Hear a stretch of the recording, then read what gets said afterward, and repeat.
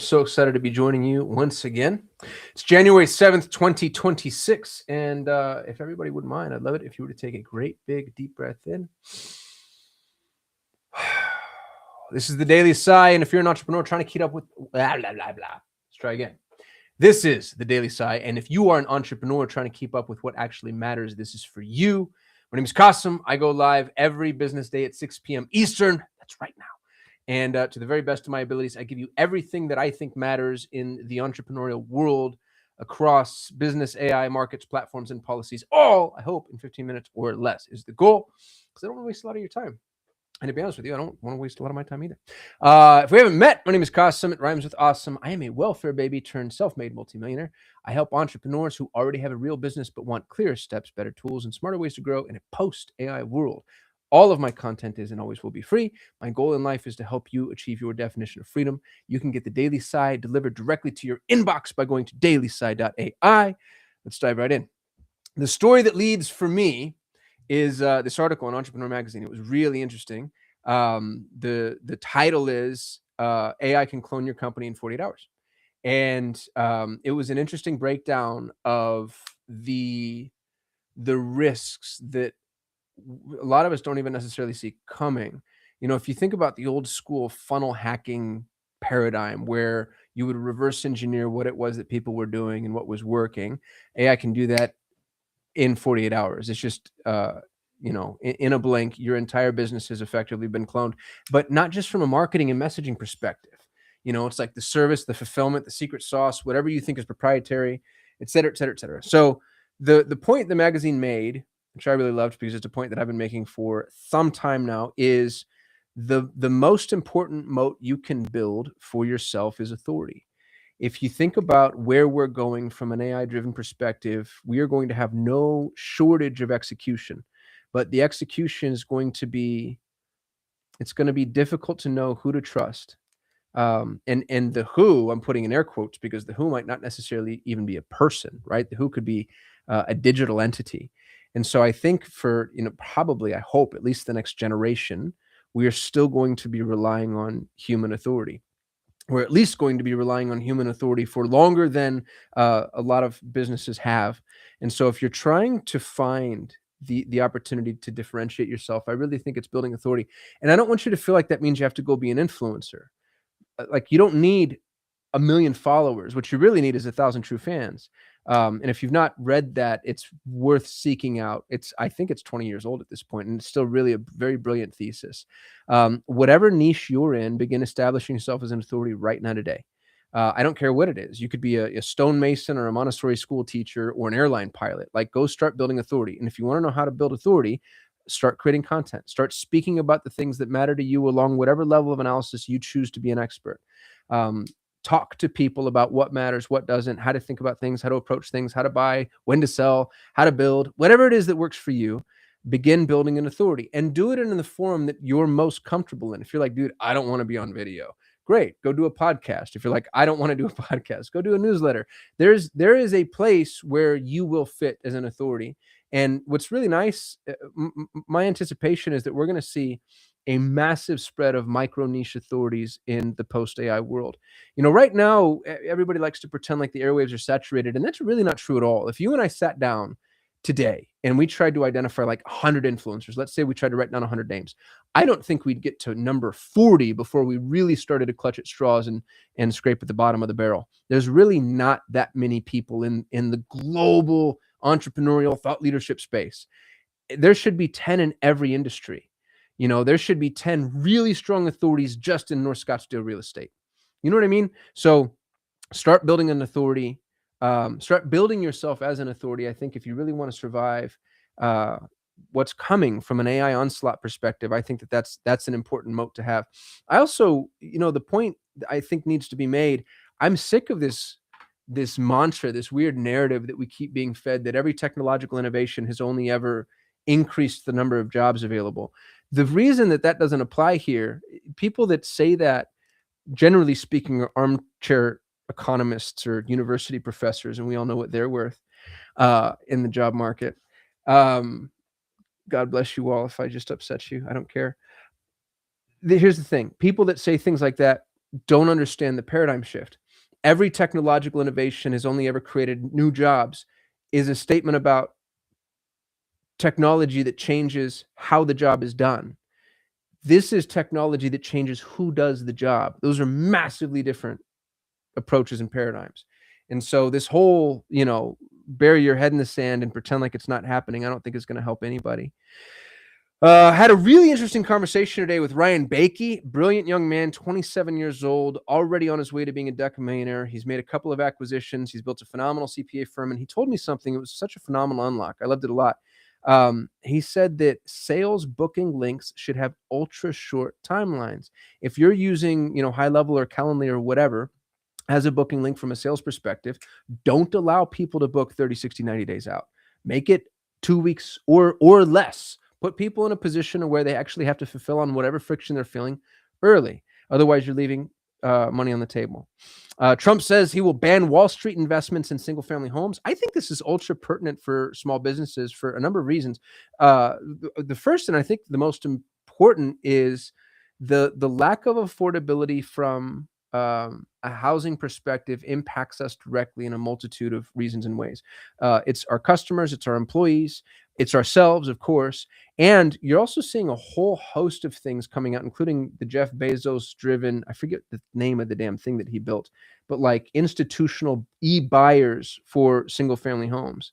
And, in a world where most individuals' net worth is locked up in their house, I think this ends up making a pretty significant impact, the direction of which in the short term will have yet to be seen. You actually wonder whether or not it doesn't hurt home values because you're taking a lot of the buyers out of the market. On the long term, I actually think it probably works to our benefit.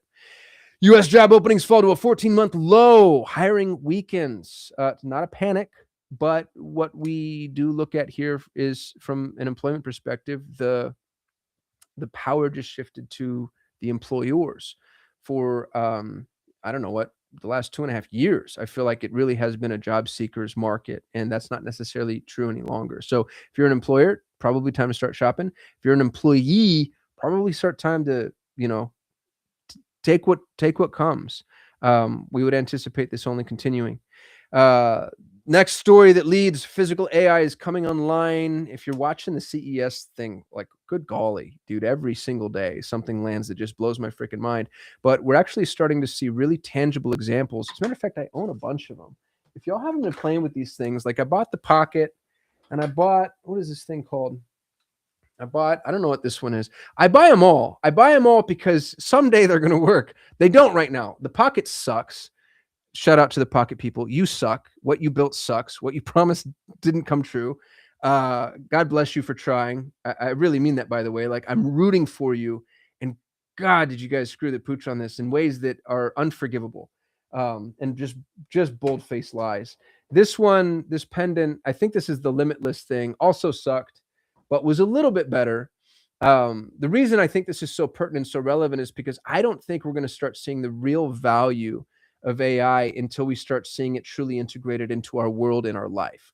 Like when AI is integrated into your refrigerator and can, identify, oh, you're almost out of milk, I'm going to order some for you. Like, that's the type of thing that we're really going to begin seeing the inflection point for.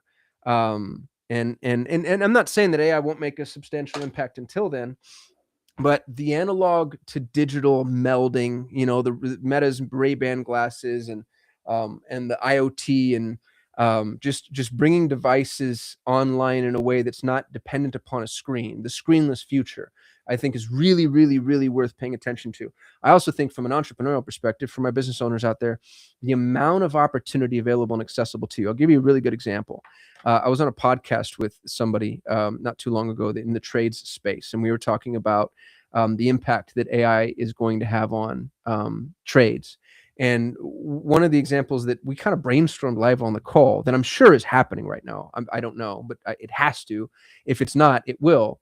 Is the idea that, if you think about anybody in the trades, journeyman carpenter, a seasoned stonemason, a high value plumber, those are actually really expensive resources. And what's interesting about their expense is the majority of the value comes from the diagnostic. what would you call that? Task, let's say, right? So you need a plumber. The plumber's the whole job for the plumbing job, let's say, is 3 hours or 30 hours. It doesn't matter. Really, what needs to happen, though, the reason you need an expert is to get there and be like, oh, the bushy babble's broken. We got to fix that. But I don't know plumbing, obviously, or anything from Home Depot. But whatever it is, the diagnostic, what do they say? Prescription without diagnosis is malpractice. It's the diagnosis and the prescription that is the most cognitively expensive part of that entire process. Once you've diagnosed and prescribed, a lot of that is grunt work. Not all of it, but a lot of it. So imagine for a moment a plumbing company that wants to scale, a word that I hate. Scale is bad. Remember that, and we can talk about why. A plumbing company that wants to scale, that wants to grow, can take their tenured plumber, their 30-year grizzled veteran with bad knees, bad eyes, and a bad back, and instead of sending the poor guy or gal out into the field, they plant him into the nice air-conditioned office where he's brought, green teas and gets a back rub. They can pay him the probably, 6-figure salary that he commands, and he's sitting in front of a command center of screens. And then you've got all these young bucks out there with their Ray-Ban glasses, going to the customers, and they're under the sink looking at things, and he's saying, okay, turn this knob, press this lever, whatever. Okay, I realize what that is. You need to do this, this, this, and this. Call me back when it's done, and we'll check it together. That's the type of scale available to us when we start paying attention to the way that the AI is actually impacting the tangible world. So for my entrepreneurs, pay attention, y'all. Like really, really, really start to pay attention. This is where things are going to impact your livelihood directly, is these little tools. I appreciate everybody who just joined, by the way. Gulfstream, Key West, you're awesome. Imran, thanks for being here. Everybody who's tuning in live, by the way, I wanted to share, part of my attempt at being nerd famous and the sad, pathetic personality I have that enjoys attention. I want to go live every day because all the social channels are prioritizing lives. And I'm playing with a couple of different formats. I noticed that when I go vertical inside of Restream, my YouTube views go way up, but my Facebook views plummet, which is where the majority of my engaged audience is. So I think what I'm going to start doing is using Streamlab in order to stream into each tool with different just positioning sizes, because they all seem to kind of prioritize one or the other, which is really, really interesting. Middle market confidence remains high. We'll see whether or not that ends up being true. I don't know what that means, so I'm not going to dive into that. It's the story. So, as middle market companies report 86% confidence in revenue growth for Q1. I just don't know what middle market means. I've never known. I never known, like, small business to some people is sub 100 million, right? Small business for me is I talk to people making $1 million to 10. I like the 7-figure business owners because they're my folks. Again, to bring it full circle, if you're not paying attention to CES, just look at the summaries, look at the EOD summaries, because that's where all the new tech is coming out of. And I think that it's really worthy of your attention. Every business is going to be impacted in some way. And, it's a lot like running away from a bear. You don't have to be faster than the bear. You just have to be faster than your friends. And I think CES is going to tell us where a lot of that stuff is coming from. And the rest of this stuff feels like I actually did it. Bam. Oh, Mark Cuban is warning businesses not just to superficially adopt AI, integrate them into the core processes. I think that's absolutely true.